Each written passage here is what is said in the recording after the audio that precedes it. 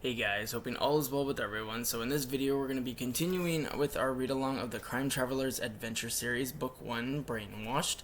And last time we completed Chapter 36, so we'll be starting with Chapter 37 today. And even though we're getting closer and closer to the conclusion, there's still a lot to unravel here. So let's jump right into it. But I hope you guys are doing well, and I hope you enjoy the read today. Chapter 37, A New Way to Kidnap.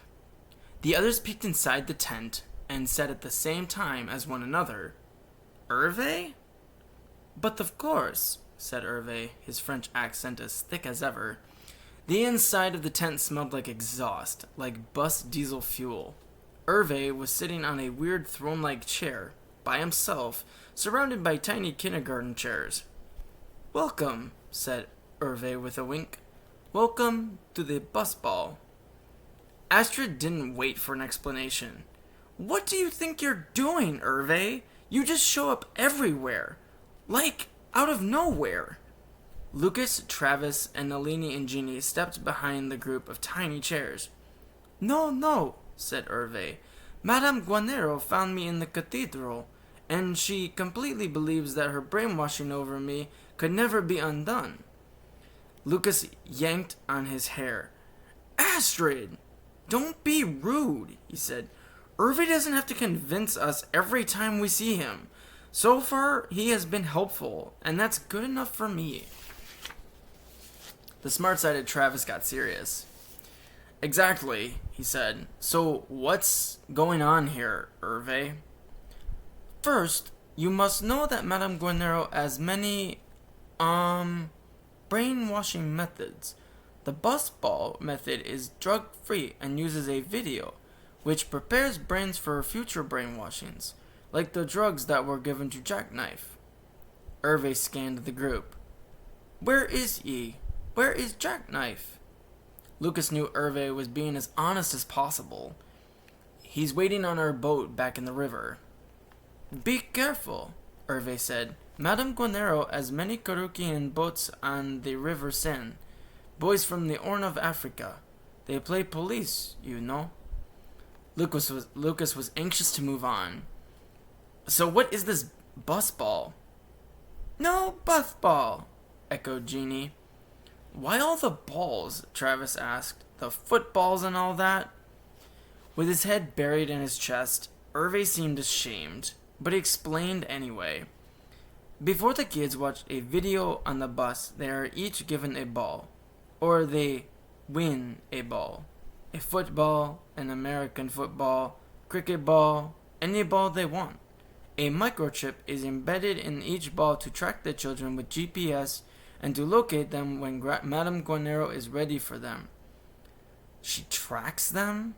said Nalini. She scoffed. "Absolutely sick." "We've got to get to the others," said Astrid. "That little Terry kid won't stand a chance by himself." "I agree," said Lucas. "How do I get on the next bus?" No, said Herve. "Once on the bus, you are locked into a seat. You will never escape. At this moment now, Magnus is loading the children with bus balls onto the bus." Travis shook his head. "I've never read anything about Busball." "It is new," said Herve. "Oh, great," Travis said. "A new way to kidnap." "But of course," said Herve. "There's no new way to kidnap," said Astrid. "They kidnap the kids, then brainwash them. Simple as that. Right?" "No," said Herve. "Just the opposite." "She brainwashes them," said Travis, "so she can kidnap them?" "Correct," said Herve. He explained wholeheartedly. "The plan is to brainwash a group with a light version tonight, and then, in a month or so, using the bus ball, the toy ball, Madame Guenerro and the Carukians will find these children and re-brainwash the same group for a deeper level of commitment to the good company. The way you cannot erase the ceremony like I am trying to do for myself." Herve seemed anxious. "Their methods are too much complex now." Outside the tent there came a huge burst of noise as the crowd cheered and screamed.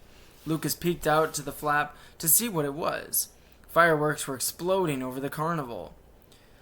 "Let me get this straight," said Astrid. The kids get a ball, get on the bus, watch a video, and then they go home tonight and they think nothing has happened to them? Exactly, said Herve. It's like stupid smart, said Lucas. Yeah, it is, said Travis. If you're brainwashed, then you won't know that you've been kidnapped. Madame Guenerro, said Herve, has always believed that kids will cry when kidnapped, unless of course they've been brainwashed beforehand. Brainwash, then kidnap? Nalini shook her head at Gini. Backward, but brilliant. Brilliant, said Miss Guenerro as she flung back flap to the side. Did I hear my name? Lucas closed the front flap and swallowed hard. Astrid and Nalini and Gini got up quickly, and Herve stood nervously next to Travis, who was tugging on his long hair.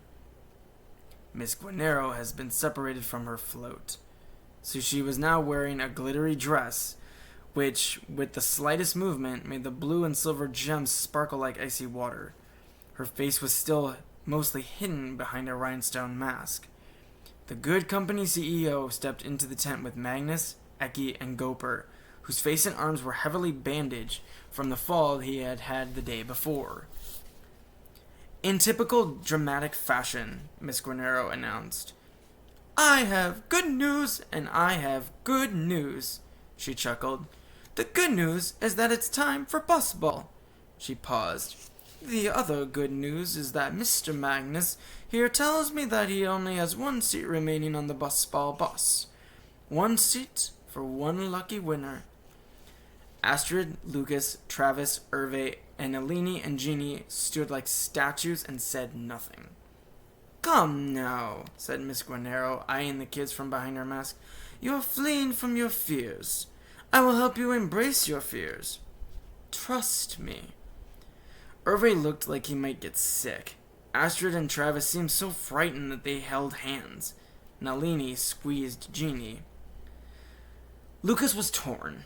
He wanted to find out about his mother and her secret, if there really was one, but he also wanted to help the kids on the bus. Finding his mother was his own private mission, but he would have to get close to Miss Guenerro somehow, some way, to find out the truth. Like it or not, Miss Guenerro was at the core of all of this. Standing there in the tent, Lucas couldn't possibly know what searching for his mother might uncover, or if looking for his mother would help or hurt the kids on the Busball bus. Either way, this was his only chance. Miss Guenerro lifted her mask and squinted at Lucas. It became obvious that the mask was also a pair of prescription glasses. Then Miss Guenerro reached her hand out into the air and pretended to put a name from a hat. Let's see who we have here. She unfurled an imaginary piece of paper and read, Lucas Beans has been chosen for Busball. No Busball, said Gini. Tell that little boy to be quiet, snapped Miss Guenerro. Then she smiled at Lucas. It appears that Lucas's number has been chosen. No! Don't take Lucas, said Astrid. Her voice didn't have her usual sharp tone. Instead, she sounded somewhat sly and deceptive. Take me, she said. You'll be disappointed in him. He's way too nice, and he always does the opposite of what you think is right. He can outthink anything you throw at him. If you try to brainwash or kidnap him, he'll constantly change, and he'll always be one step ahead of you. How do you think you got here to this Busball before you? It's because of Lucas. He's street smart. Astrid seemed almost proud and jealous of Lucas at the same time. She may not have completely learned how to do or say the opposite with Miss Guenerro, but her tone in this rambling speech was just confusing enough. Astrid had finally come to trust her little brother, and that was big. No! Astrid shook her head. Take me! I'm like my mother. What did you call her? VP? Very picky? Well, I'm a very picky rule follower. She gestured to Travis and Nalini and Gini. We're all rule followers. Order us to do something and we'll do it exactly how you told us to do it, even if it doesn't make sense. And it seems to me that everything the good company does doesn't make sense. So pick me. Pick us. Not him. Now that's the hunger I've been waiting for, said Miss Guenerro, showing an eerie sign of happiness. What's your little name again? Astrid Beans. How adorable, said Miss Guenerro. Let me guess. You're a sister, aren't you? Don't want your little brother hurt, do you? No one has ever liked being invisible to other people. Did you forget my name? Astrid glared at Miss Guenerro. Maybe you've washed your brain out of its intelligence. Miss Guenerro was now visibly shocked. Magnus moved closer to Astrid as if trying to intimidate her while Miss Guenerro put her mask on.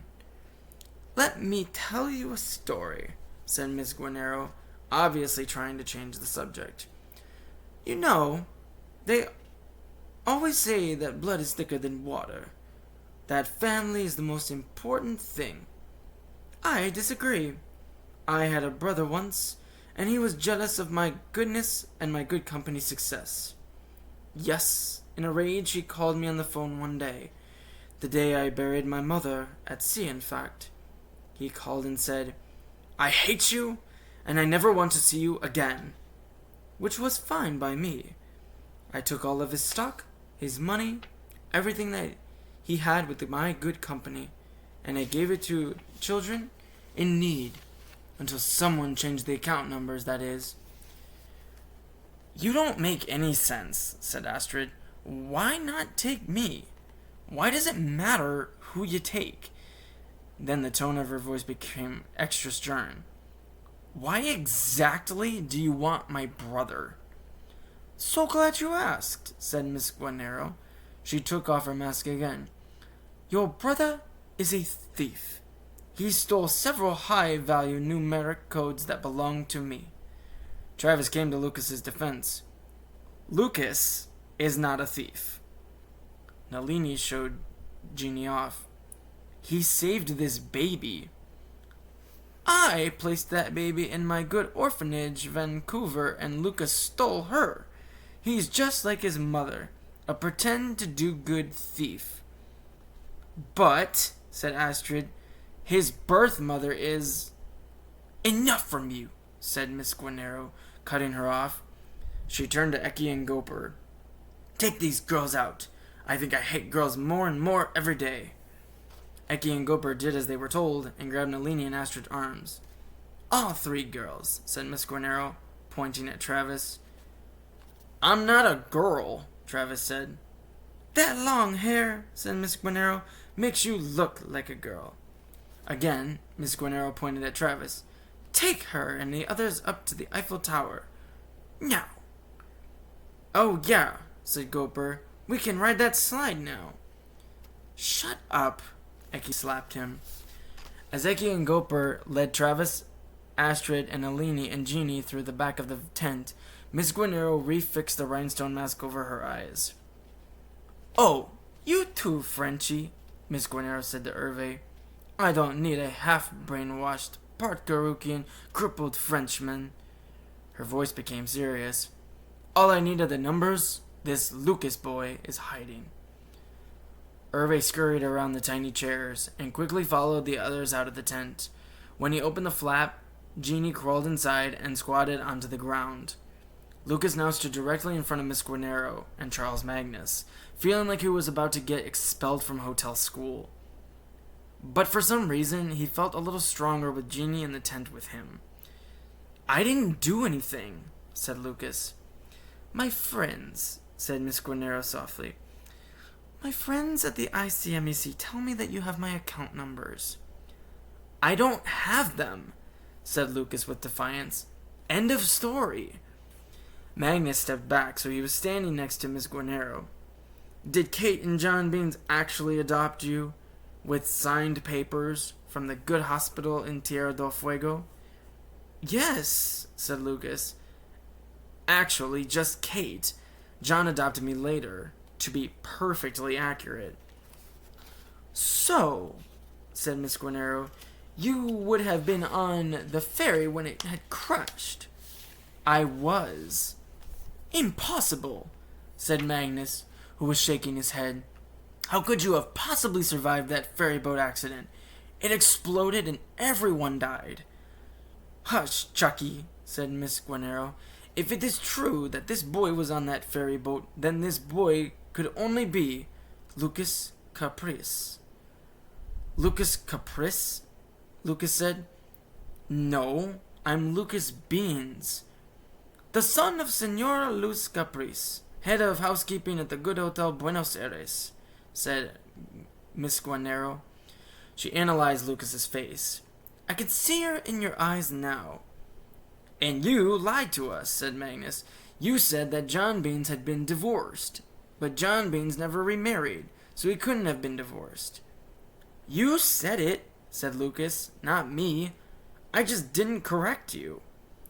To me, said Lucas, Lucas looks like that Peace Corps volunteer in Senegal that we have had too much trouble with.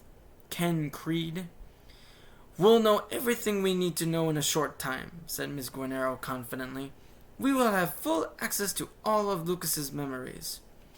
Miss Guenerro nudged Magnus, and the head of the good company's security grabbed Lucas by the arm. Come on, said Miss Guenerro. Life on the other side is going to be a lot brighter for you. Fine, Lucas picked Gini up, but I'm taking her with me. Oh, said Miss Guenerro. How did that little boy get in here? She's said Lucas. Oh, forget it. It wasn't his job to teach Miss Guenerro the difference between a boy and a girl. Miss Guenerro asked, Has the baby cried yet? This had to be a trick question. Lucas thought back to the Globe Hotel parking lot. Gini had cried. Several times. On the motorcycle when Magnus thumped her. Lucas knew exactly what Mrs. Guenerro was doing, so he invented another answer. No, he said. She's never cried. That's because he's already been brainwashed into being a good boy, she shrugged. Brainwashed babies are better. Then Magnus parted the flap at the back of the tent and led Lucas and Gini and Miss Guenerro to the Busball bus. And I'll stop the video there, ending chapter 37, but I hope you guys enjoyed this video. As you guys can see, the plot kind of really opened up here in this chapter, but I hope you guys enjoyed the read aloud today. As always, please take good care of yourselves, and thank you so much for watching, and I look forward to seeing you in our next continuation video of the Crime Travelers Adventure Series, Brainwashed, as we get closer and closer to the conclusion. Take care, guys.